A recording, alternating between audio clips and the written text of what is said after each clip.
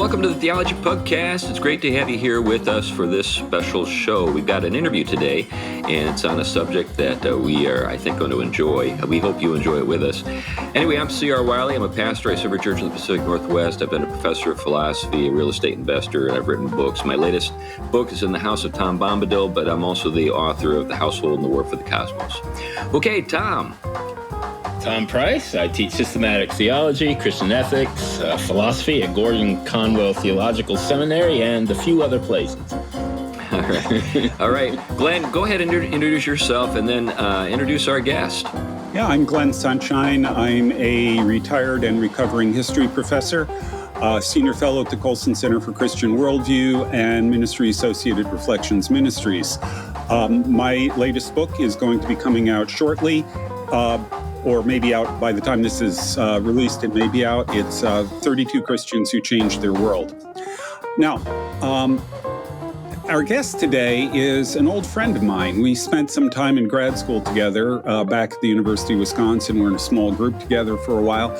It's Doug Groothuis. Doug is a professor at Denver Seminary. He is an apologist and philosopher, and I'll let him tell you about the rest of it, but we're not going to talk to him about those things. We got something else in mind here. So, Doug, anything else you want to let him know about? Well, thank you so much for having me. I'm still recovering a little bit from a cough. I apologize if I coughed during the broadcast. I've been a professor of philosophy at Denver Seminary for 30 years and authored a number of books. I have written about jazz. I don't have a book out on jazz, but if people are interested, there's a website called All About Jazz, and I think I have about 15 or 20 articles there, and you can find a few articles by me about jazz in various places. Great. Yeah, and that cues you in on our subject. We're going to be talking to Doug not directly about philosophy or apologetics, but we want to focus on jazz. We've done a few shows that have touched on music before, but I don't think we've ever done anything on this particular subject. So, Doug, just to sort of kick things off, as a philosopher and an apologist and such, what is it about jazz that caught your attention that appeals to you? What is the connection? Well, I mean, at the most basic level, I can just say, I like it, That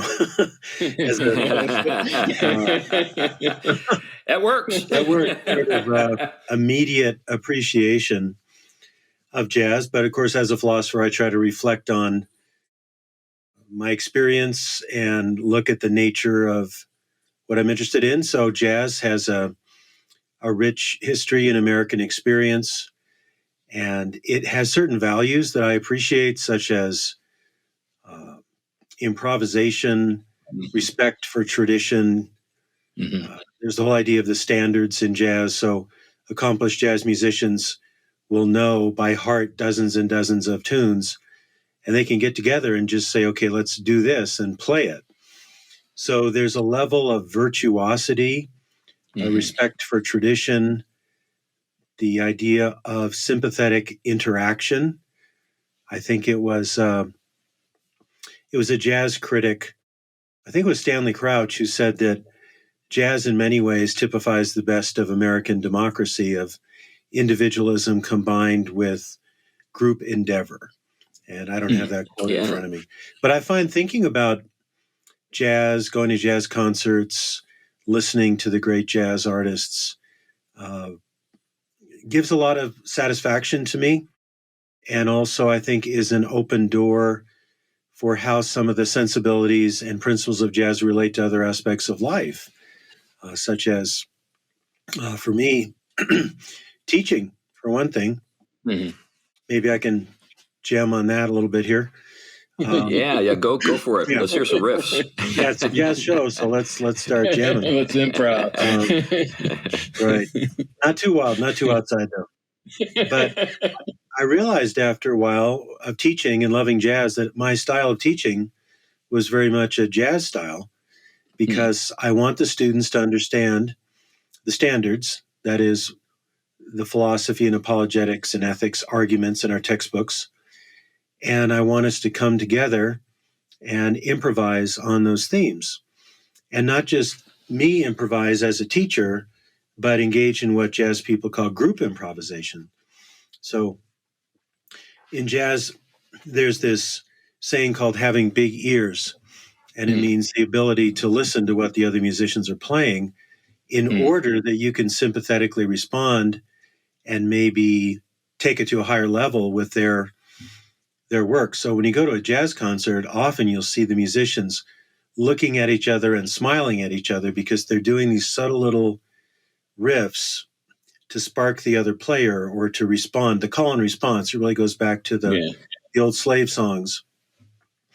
So I realized after a while that at my best, and when the students are at their best, we're really engaging in a kind of jazz pedagogy.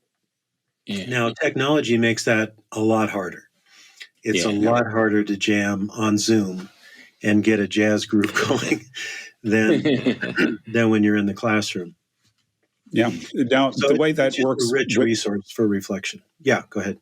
Yeah, that is that.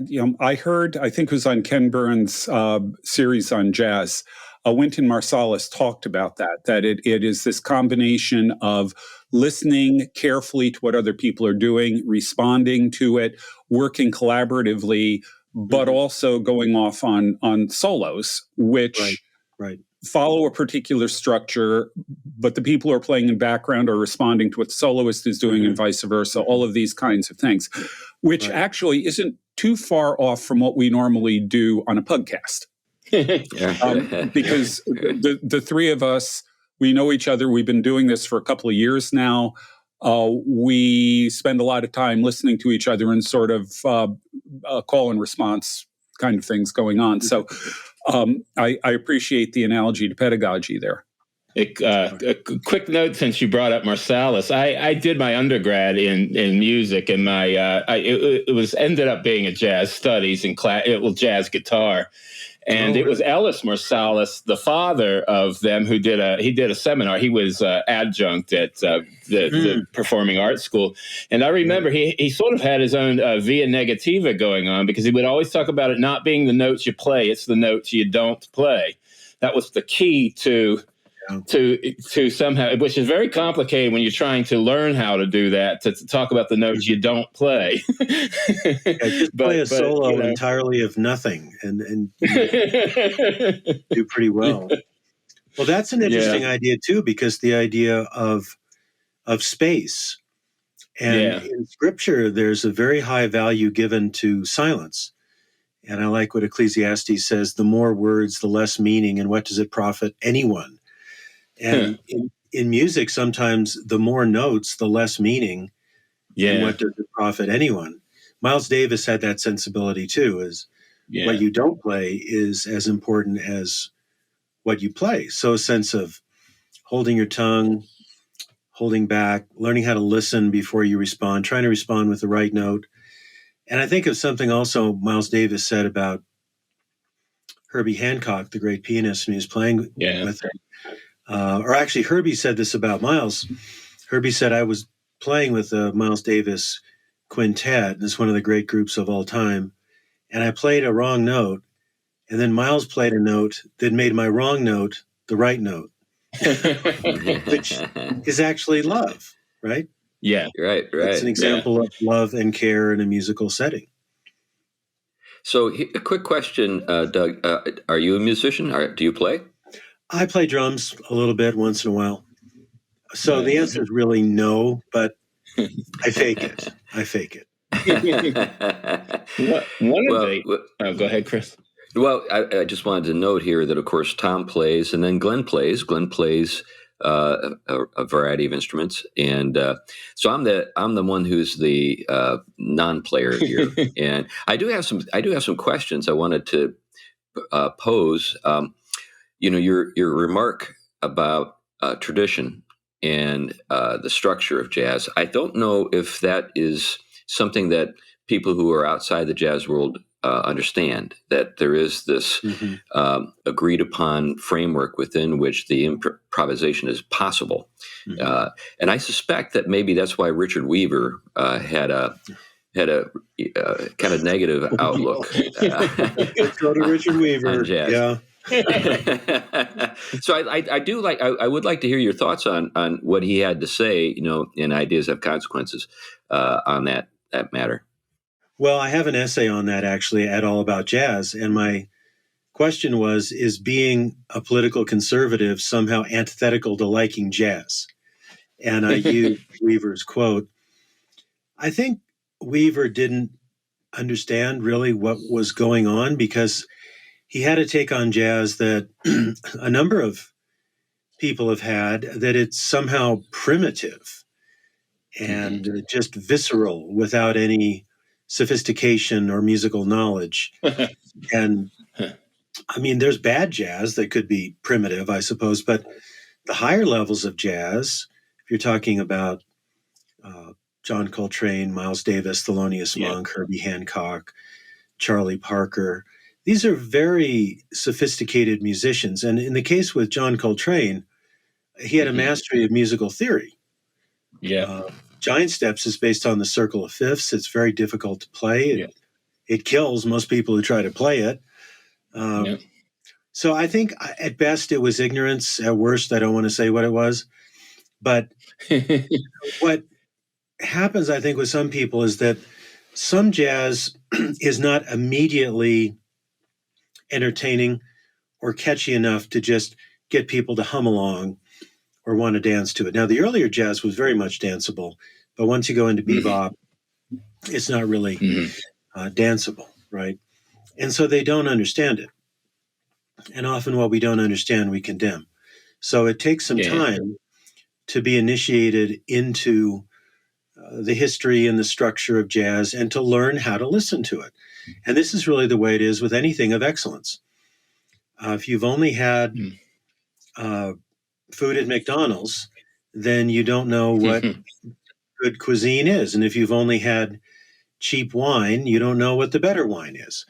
In fact, years ago, one of my students, we had a get-together at some of the Denver Seminary students, and people brought wine. And my student was a connoisseur of wine, and I tasted one of the wines. I said, I really like this. And the student said, no, Dr. Groothuis, that is the Kenny G of wines. You are not supposed to. And that just gives away something about Doug's attitude toward Kenny G. Yeah. Right. I think an interesting analogy is mathematics and physics. Math, no matter how weird the mathematicians get, no matter how far out it is with their theories, sooner or later they connect to physics. The physicists will find some way of using the most advanced, bizarre, abstruse mathematics you can run into. I think jazz musicians are like that. In the sense that no matter how far you push music theory, forward in time or backwards, jazz musicians work to incorporate it into what they're doing in some pretty remarkable ways. And just like I have no clue about advanced physics, I think people who aren't really familiar with jazz or with music theory can really miss what's going on. Well, this brings up something, Glenn, I think it's worth considering. Like when we think about mathematics, it's a kind of process of discovery we're talking about. I mean, math is real. It's not just simply socially it's not just a game that's been created to entertain us. There's some kind of connection to the physical world. That's why physicists find advances in mathematics useful. Are jazz musicians doing something similar? Well, I mean, I think what, I'll let him go with it, but I just know from my own familiarity with it is firstly, it starts from some kind of rudimentary theoretical, commitments. I mean, as Doug was talking about, for example, in standard kind of blues or folk music, you have kind of three main chords that are very simple, that provide kind of the structure, a blues structure, and it's very organized. Well, jazz starts to play with that, but it doesn't play with it just arbitrarily. It takes, for example, one chord and it substitutes another chord that has a little bit of difference, but that little bit of difference adds a whole range of new new sound and combinations. And then the mathematical part is what's brilliant. You can create from sound relationships complete ways in which different scales and modes can be brought together to sound connected, which is impossible in some of the even classical music, the way it's structured. So I think Doug hit on something. There is a profundity of sound reality that mathematics can kind of get a glimpse of theoretically, but people like Coltrane, they had it down to both. They were able to understand theoretically or quote unquote mathematically what was going on, but they could also it was internalized in a way that they could bring it about just from their own participation in it. Yeah, one of my favorite jazz musicians was a man named Pat Martino, jazz guitar player, passed away a few years ago, and I got to know Pat a bit. Yes. I saw him 7 times, and I was able to introduce him at Dazzle in Denver once. It was a real joy to do that. And he was highly sophisticated on theory. Yeah. He did a lot of instructional videos about musical theory, but he had tremendous feeling and rapport, but it came out of this vast knowledge of the music, and the ideas would flow. And I'll tell you my favorite story about jazz. I wrote an article about this. I saw Pat Martino at the Jazz Showcase in Chicago in 2012, and a friend of mine sponsored what I call a jazz immersion. We're going to Chicago, and all we're going to do is go to jazz concerts. And what we did, we found Pat Martino was performing. We went to Chicago to hear him, and he did 2 nights, 2 shows a night, 2 shows a night at the Jazz Showcase. So we just went to all the shows, because with jazz, there's no repetition. There's no, he did that the first set, because it's always different every time. And after the first set, which was phenomenal, it was Pat on electric guitar, Pat Bianchi on organ, and Carmen Inture on drums. After the set, Pat was at the bar, and I went and talked to him. And I said, Pat, you've played that pop song Sunny in the past with groups. Do you play Sunny with this group? He goes, no. And they said, but you never know. And then he played the next set. And for the encore, he looks at the organist, Pat Bianchi, and goes, Sunny? And Pat Bianchi goes, yes. He looks at the drummer, Carmen Inture, goes, Sunny? Yeah. And then he counts it off. They play this just swinging, unbelievable version of Sunny. And I have to admit, I teared up. It was like, I can't believe it. They never played it before. And if you've heard that tune, it's a very joyous, beautiful vehicle for jazz. They never even played the song before. And it's not simple, and you've got to figure out how everything fits together and what kind of solo to play. And it's interesting, after that, they made that part of their repertoire as a band, I believe. Nice. So that combination of feeling and technical mastery, the relationship among the musicians, and also, Tom, you said something about substituting chords and the possibilities in this form. There's a really important part of jazz, which is called syncopation, which is the offbeat, making the offbeat the right beat. Yeah. And there's a book I like by Robert Gelinas called Finding the Groove, Developing a Jazz-Shaped Faith. And he has a chapter on syncopation. And he uses an example actually from Jesus with Zacchaeus, because Jesus is walking and he sees this little man up in the tree and says, Zacchaeus, come down. I have to have a meal with you. And Robert says that had to have been improvised. You know, you can't plan something like this. So Jesus was willing to be interrupted, to improvise. And I think a big part of life is wisely improvising on the situations you have with conversations,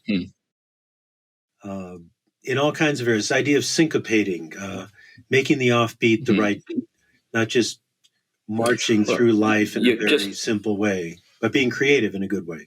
Yeah.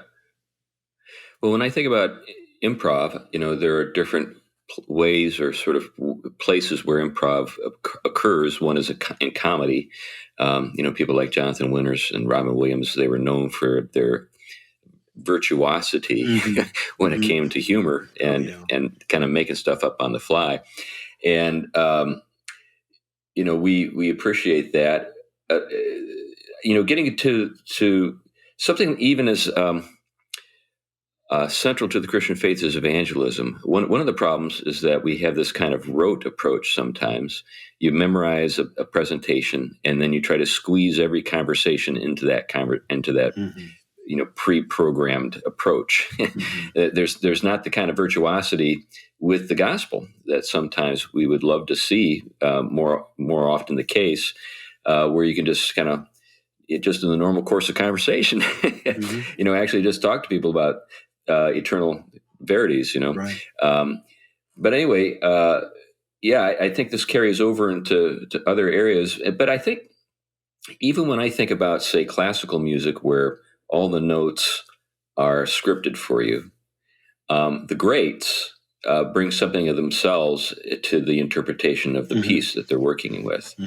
So I would hope that a person who actually is a musician wouldn't sort of prejudge jazz based on maybe some of the prejudices that they've heard, but would actually understand kind of immediately from this, because just because you can strike all the keys on the keyboard where they're supposed to be struck doesn't mean that you have an inspired performance. There's something more that has to happen. Yeah.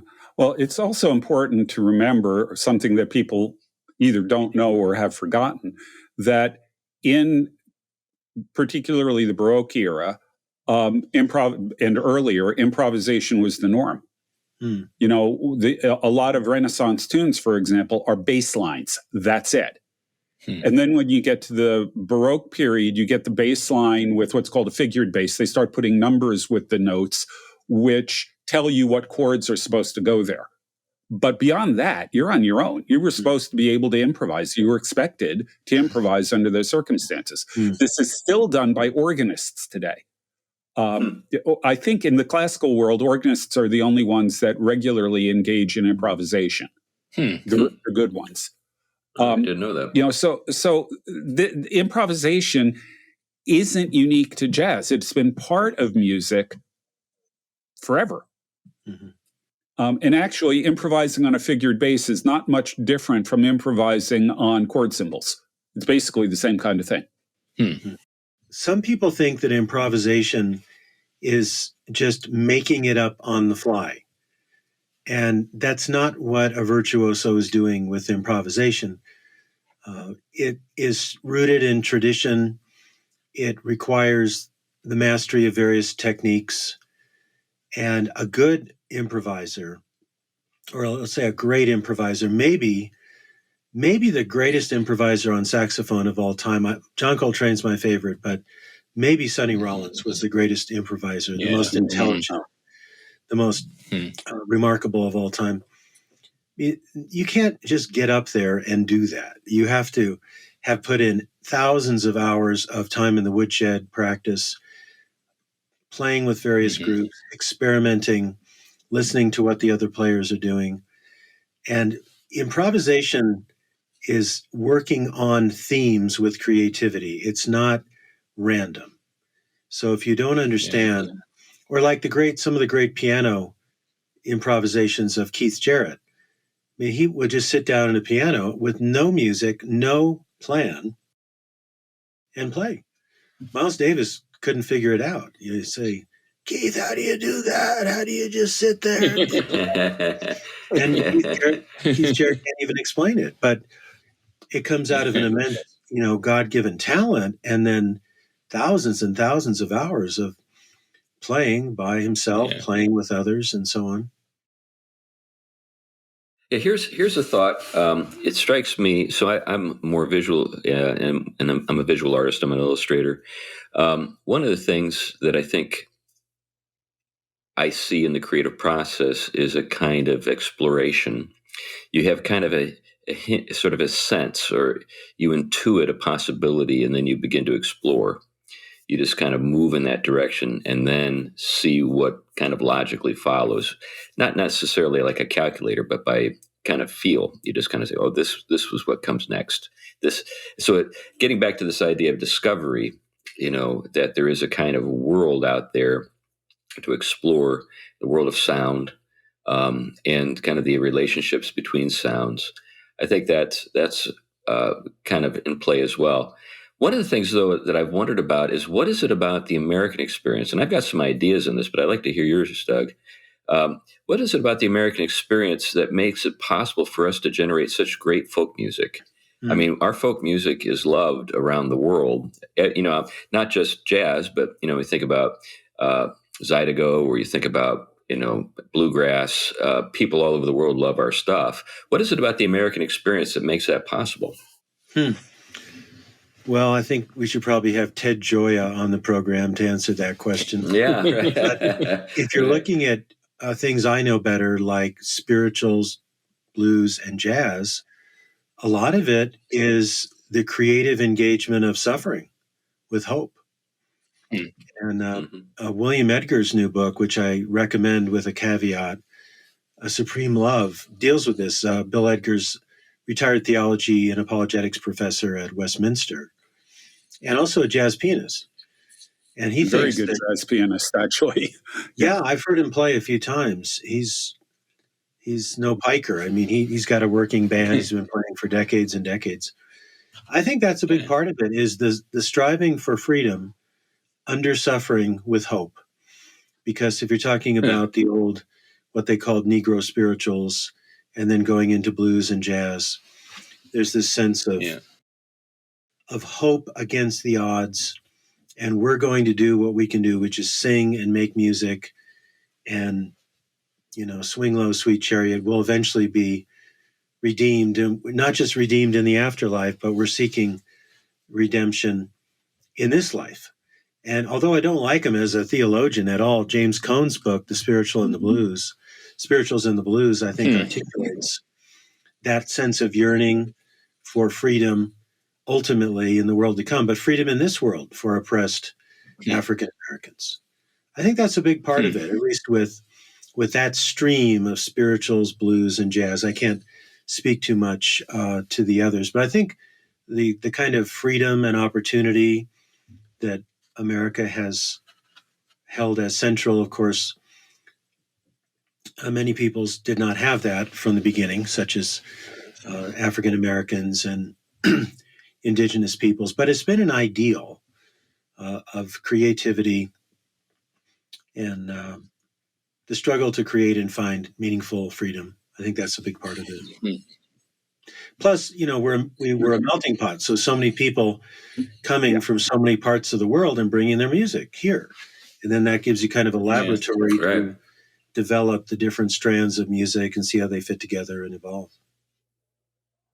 Yeah. So you mentioned Edgar with a caveat. What's the caveat? Well, the caveat is that when he talks about jazz being rooted in the African American experience, he seems to lean towards critical race theory understanding of race in America. He's got a footnote where he references Abraham X. Kendi and so on. And I think Abraham X. Kendi is just a disaster on every level, logically, sociologically, and everything else.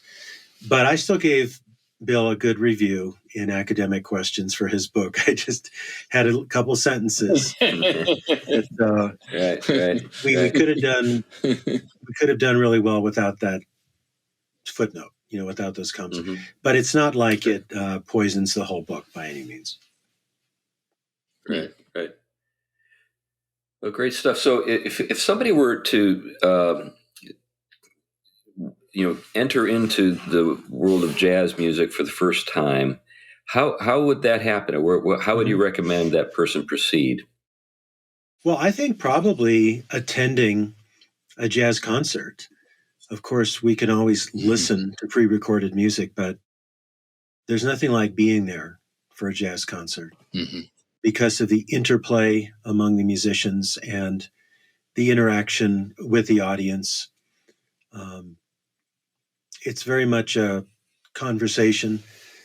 And if it's a good jazz concert, there's a lot of joy, a lot of risk taking. And if it's a small venue, let's say if it's a nightclub like Dazzle here in Denver, which I like very much, and it's a very nice club, you can always or often talk to the musicians afterwards because they finish and they maybe walk to the side, but they'll come back out and mix, and you can chat with people. Oh, nice. It's very enjoyable to do that. But I think if you just want recordings, I would go to Kind of Blue by Miles Davis, which is a standard with jazz. John Coltrane was on there, Bill Evans, Cannonball Adderley, Jimmy Cobb. Jimmy Cobb played drums, and Jimmy Cobb lived up until his mid-90s, and he came to Denver twice. I saw him play twice, and when I saw him at Dazzle, I sat right behind him. So I used to play drums, so I could see every little thing that he was doing. In fact, they had to help him come out. Now, But it was great. He could still play drums. Yeah. Now, the names you've mentioned, and I'm not a jazz music aficionado by a long stretch, but they're all familiar names, and I'm assuming that they're sort of the golden era kind of people. People who are no longer with us, but we have the recordings and so forth. What do you think is the state of jazz music today? I mean, you noted earlier that it comes out of kind of the authenticity that is only possible when you're actually experiencing hardship, that kind of thing. Are things degrading? Are things status quo? Or are there musicians you like that are sort of up and coming? And, what is it about them? Well, that's a big question. The album I referred to, Kind of Blue, came out in 1959. And I think everyone, now that Jimmy Cobb has passed on, everyone on that recording is gone. But I still find a lot of jazz that fits that description that I've given of collaboration, improvisation, respect for tradition, and so on. One jazz musician I loved and I saw, I think 3 times, sadly, passed away at a young age, an organist named Joey DiFrancesco. And he was, I think, one of the greatest organists of all time, jazz organists. And he was so good. He mastered the organ, and then he started playing other instruments. So he started playing trumpet. He started singing, and he was really good at singing and playing trumpet. I think before he passed away, he started playing saxophone. And I saw him play at Dazzle several years ago, and he was having a meal, I think, before the set, and I was able to talk with him. And I told him that the great organist Larry Young was sometimes called the John Coltrane of the organ. And I said, if I were introducing you tonight, I would call you the Joey DiFrancesco of the organ. It's like, you are the guy. Joey DiFrancesco is the Joey DiFrancesco of the organ. And he went like this, those are beautiful moments. And I wasn't flattering him. I thought it was a true description of his talents. Yeah. So another thing though about, we talked about it coming out of suffering, the music, but there's also an element of playfulness in jazz. That I think is also tremendously appealing. I remember back in the late 70s when I was actually playing, I went to a club called Gulliver's in Paterson, New Jersey, and Bill Watrous was there, trombone player, great trombonist, with his group. And one of the tunes that they did, which was actually something of a standard in the period, everybody was doing it, was the theme song to the Flintstones. It is a great piece to improvise to. The chords are a lot more complex than you would expect. And it was just a huge amount of fun. So you've introduced an earworm to our whole listening audience today. There's going to be folks who just can't get the theme to the Flintstones out of their heads for days. If you go back to popular television themes in the 50s and 60s, they're usually jazz. and usually they're pretty swinging good jazz. Yeah. So. Yeah, which is why the Flintstones worked so well. Yeah. Well, jazz always evolves and changes. You were talking about the status of jazz, and it's very prone to hybridization. So there's Latin jazz, and there's jazz influenced by classical music, and jazz influenced by funk. And a genre that I really like is jazz rock fusion, especially some of the 70s groups like Return to Forever and Mahavishnu Orchestra and so on. So you've got like was that like Billy Cobham? Was he part of that? Billy, he was in Mahavishnu. Yeah, right. He was probably the best drummer I've ever heard. Yeah. Chick Corea, all those John Patitucci, a bass player. There's a lot were produced out of that kind of scene. Now, kind of getting to this matter of fusion, are there musical traditions that just can't be fused with jazz? So let me give you an example. So I mentioned bluegrass earlier. I love banjo. I like bluegrass banjo. Bela Fleck is a virtuoso, but he's also kind of stepped over the line into the jazz world. And to be honest, I'm not as into his jazz with the banjo as I am the traditional stuff. You're not beyond our prayers. Don't worry. We'll have our weaknesses,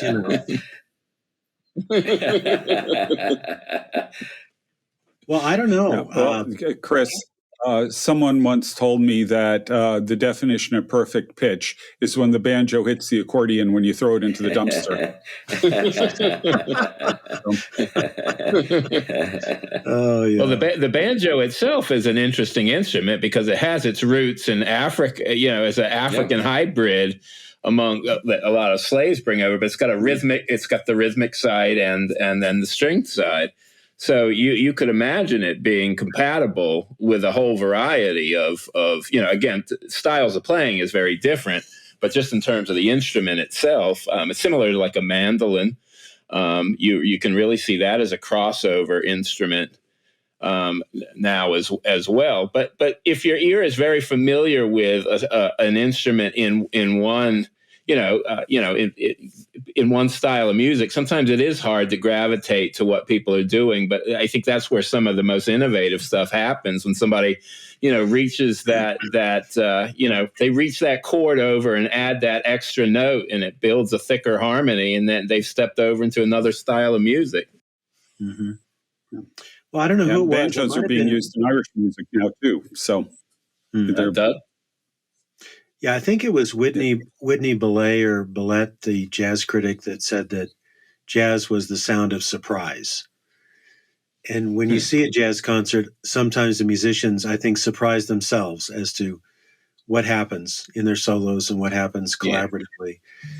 But I really love traditional small group jazz. And there's an apologetics conference every year that's held in New Orleans called Defend with New Orleans Baptist Theological Seminary. And the unwritten part of me coming is you have to take Groothuis to a jazz concert. Whatever you pay him, you've got to take him to a jazz concert. And there's a little club I've gone to many times called Snug Harbor. And this last time, there was a jazz quartet led by a guy named, I think it was Harlan Riley, drummer, and it's drums, bass, saxophone, and acoustic piano in a little setting. And it's the most joyful, creative, amazing experience. One of the best concerts I had ever seen. Just pure jazz standards, improvisation. At one point, the drummer, I think his name is Harlan, just transcended the drum set. So he started playing the water pipe on the wall as a ride cymbal. You can't get any better than this, It was so joyful. And I think this particular gentleman is a Christian. He talked in such a way and he acted in such a way that I think he may very well be a believer. Just remarkable human virtuosity, like human beings at their creative best. Well, you've brought up something here that's worth, I think, reflecting on a little bit, because I think one of the things some people associate with jazz is a kind of edgy sort of subculture that's exploring not just music but lots of other things as well. So what about the Christian faith in jazz and the Christian who is a jazz musician, and how does that play out in that world? Well, that's sort of the image problem that jazz has. The idea it's the music of the bad part of town. The idea that jazz came out of New Orleans, came out of houses of prostitution and all the rest of it. It's more complicated than that. In some cases, I think that's the only place the musicians could play, would be in the red light district. But I don't think there's anything intrinsic to the music that is erotically evil or intrinsically worldly or sensuous. But yeah, it's been associated with that. And in the 50s, bebop, 40s and 50s, the bebop music was in some ways associated with existentialism, the idea of being very creative and charting your own path and taking chances and wearing berets and, smoking cigarettes in a certain way. So that was part of the image. But again, is there anything about the music that's going to make you an advocate of Jean-Paul Sartre or existentialism? I don't think so. But that's been the problem with some conservatives, like with Weavers. Like, this is the music of the red light district. It's primitive. It's not sophisticated. And I just don't buy that. And also in Bill Edgar's book, The Supreme Love, he deals with that origin issue. If the origin is bad and seedy, well, then the music has to be bad and seedy. And genetic fallacy, yeah. Yeah, genetic fallacy. And it's not even getting the genesis right, because it's more complicated than that.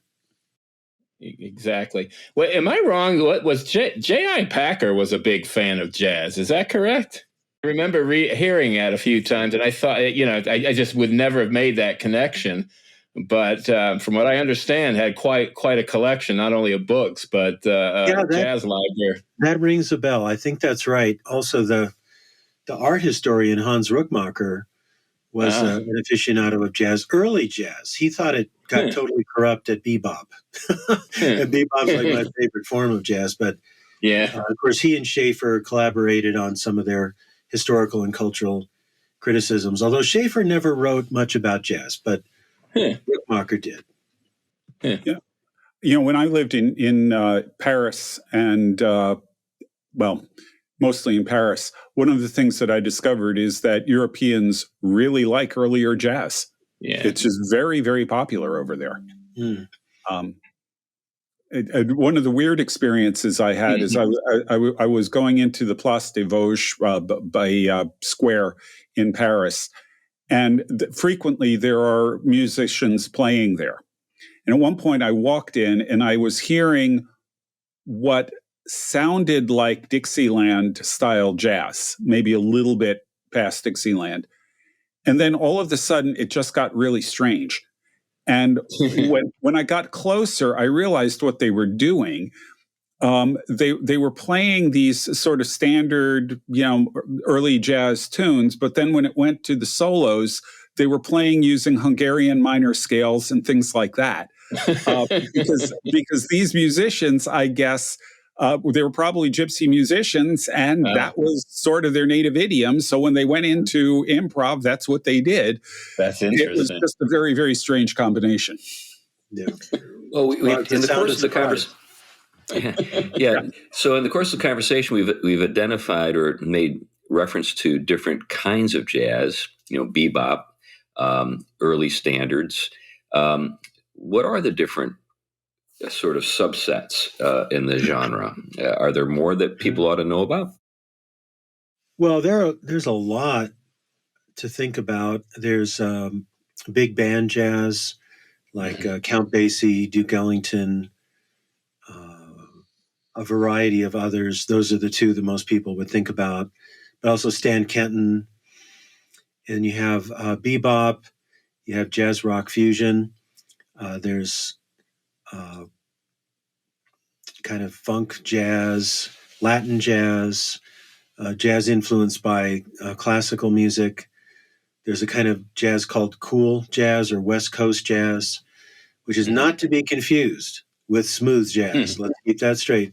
Smooth jazz is in the outer darkness, and it has nothing to do with real jazz. Okay, not that I'm opinionated about this, but well, let's explore this outer darkness theme. So, so when you say smooth jazz is outer darkness, is that because it's sort of like Muzak, or yes, is it? Yeah. Okay, that's the problem with smooth jazz, is that they really don't have the spirit of improvisation and taking risks. It's too sedate. Yeah. I mean, if I had the option of listening to smooth jazz or death metal, okay, I'll take smooth jazz. But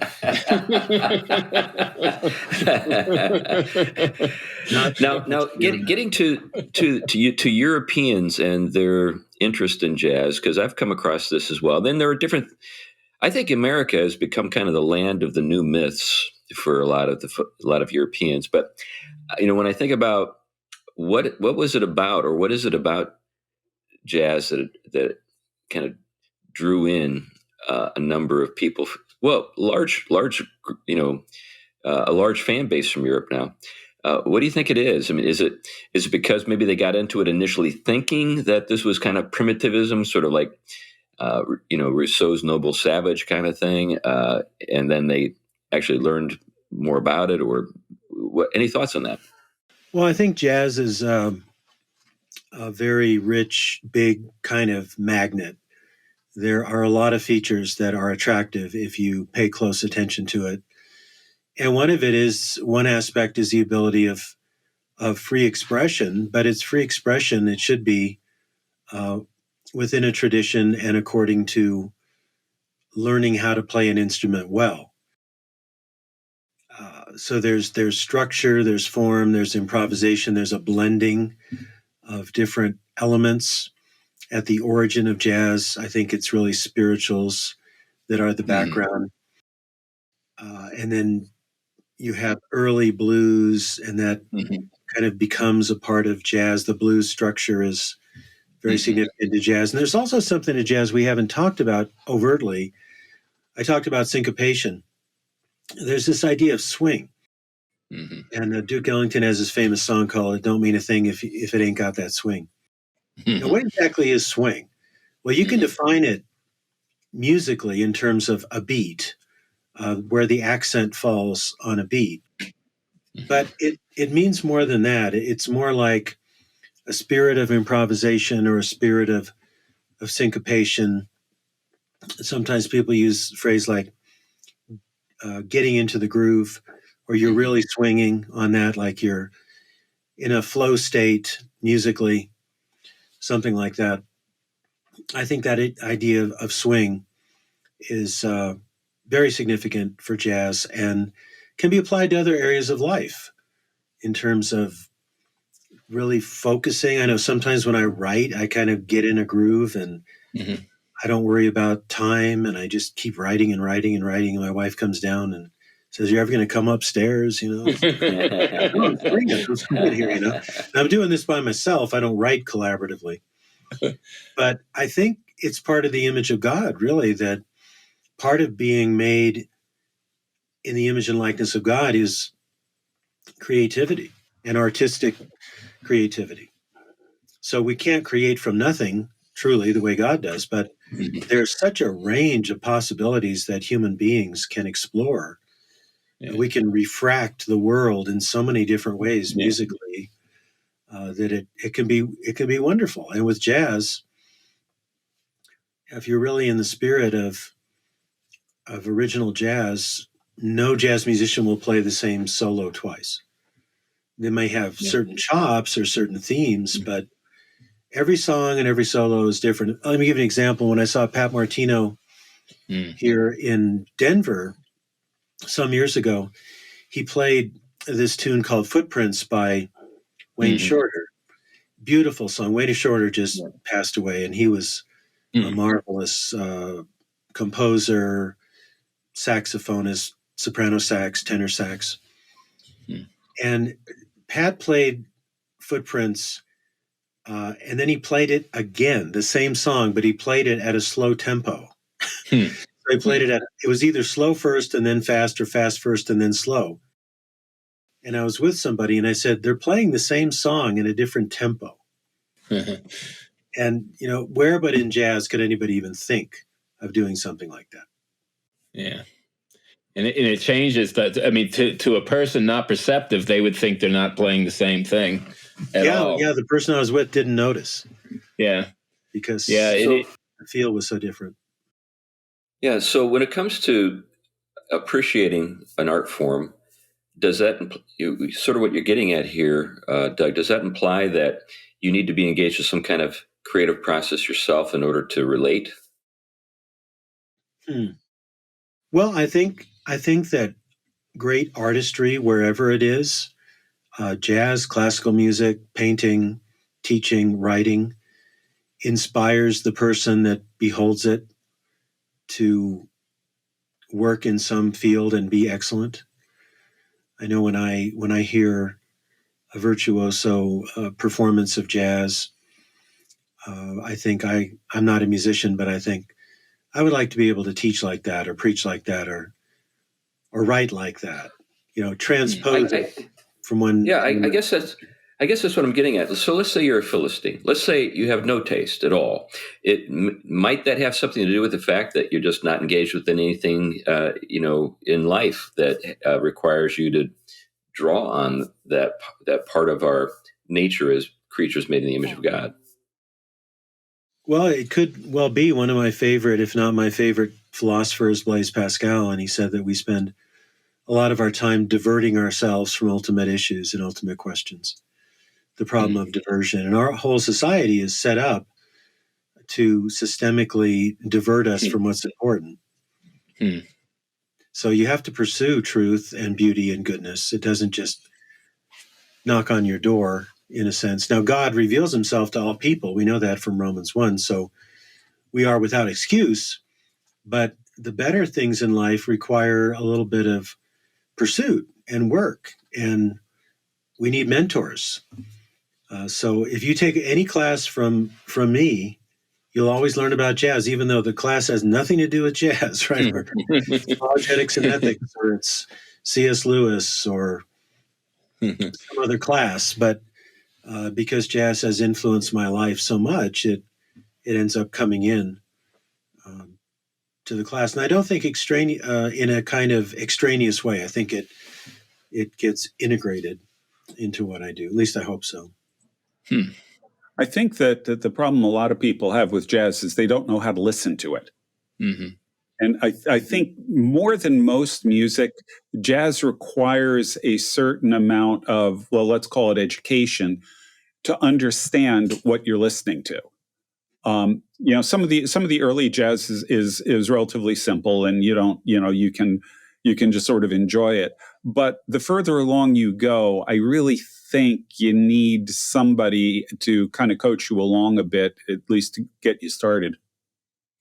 Yeah, when I think about that, Glenn, I think that there are other things that are similar in nature. Doug brought up wines, for example. Sweet wines generally are the wines that everybody likes without having to develop a taste for wine. And I think that when it comes to, say, athletics, baseball, for example, is a game that unless you've played it, and unless you understand the kind of the subtle drama that's unfolding in the course of a game, where it may not appear that anything is going on to certain observers, a person like a George Will, will say there's a whole lot of stuff that's really worth your attention here, but you got to develop an ability to see it. So maybe that kind of ties into jazz as well.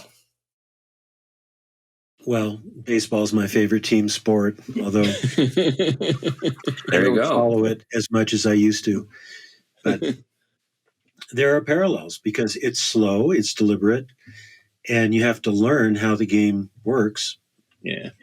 And even though a pitch isn't on the way to the plate or a runner isn't running, there's still a lot going on with strategy and so on.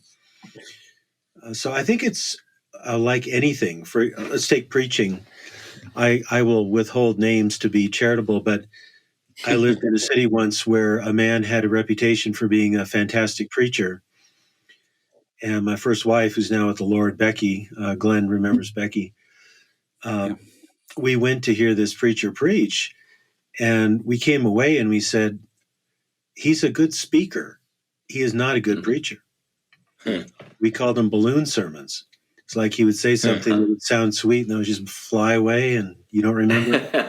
So if you don't know good preaching, good biblical, expository, exhortational, intelligent preaching, and you hear a good speaker talking somewhat about the Bible and drawing in your emotions and telling great stories, you'll say that's a great preacher, and it's not a great preacher.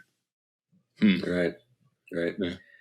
He's good at making TED Talks, but not preaching. Right.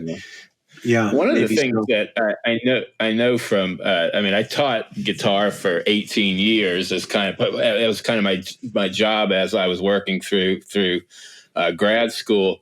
And one of the things that I remember about that was is fascinating from the guitar perspective of jazz, especially teaching improv to people who are just starting it, is once they start to understand kind of the core chords and the scales that work with the chords, one of the hard things for people who don't have any background in jazz is to learn how to fit those together at the right time, with the right sound. I'm talking on the basic level, and it is not easy. I remember taking my first improv class in university, and we would go around the room the first week, and basically they just start playing standards, and when it gets to you, you're just supposed to improvise on. I had no previous experience, so when they get to me, I just practice what Ellis Marsalis did, in the sense that I didn't play anything. But one of the things you do, there are so many different ways into teaching it. That's the other fascinating thing is you can take.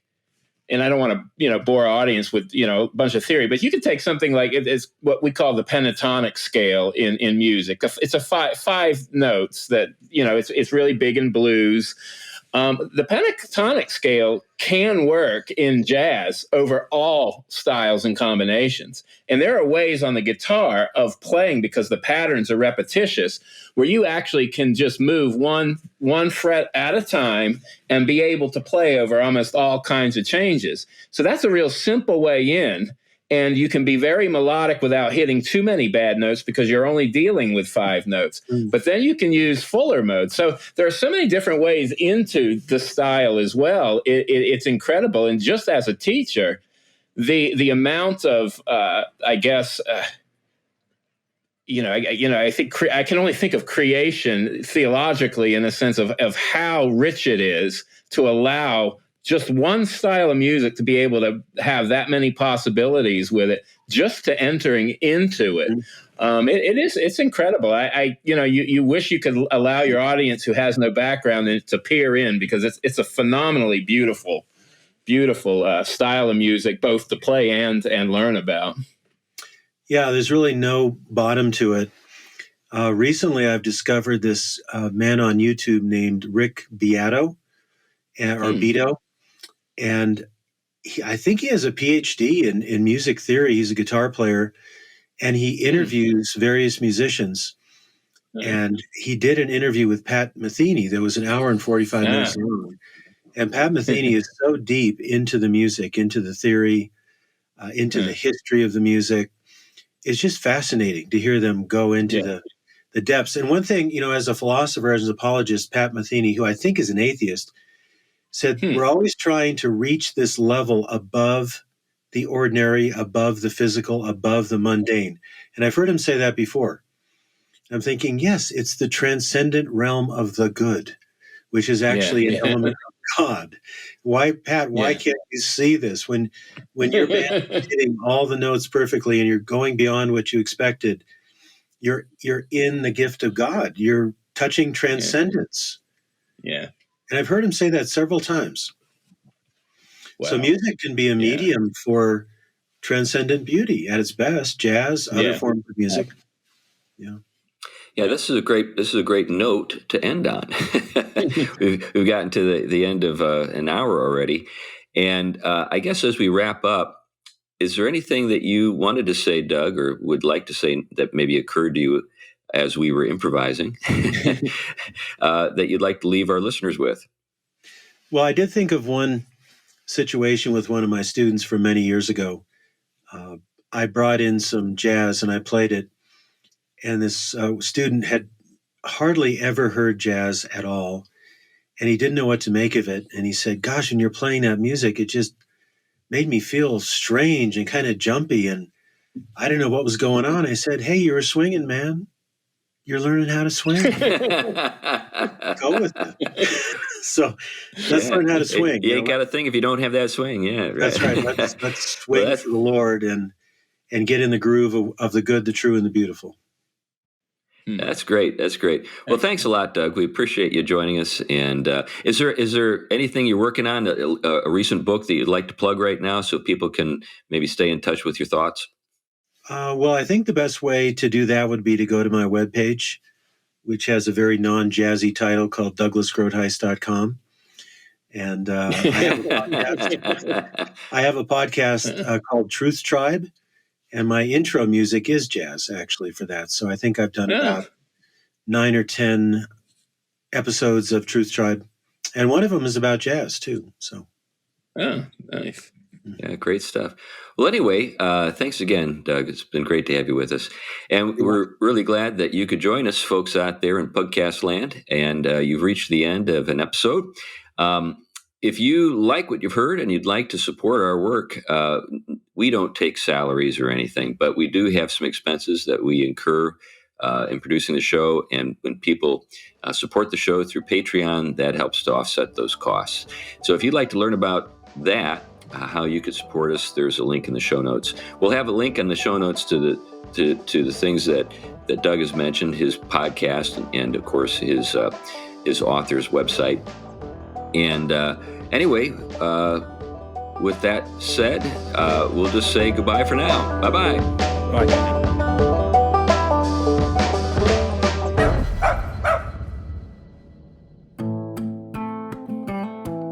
The Theology Pugcast is a ministry of Trinity Reformed Church in Huntsville, Alabama.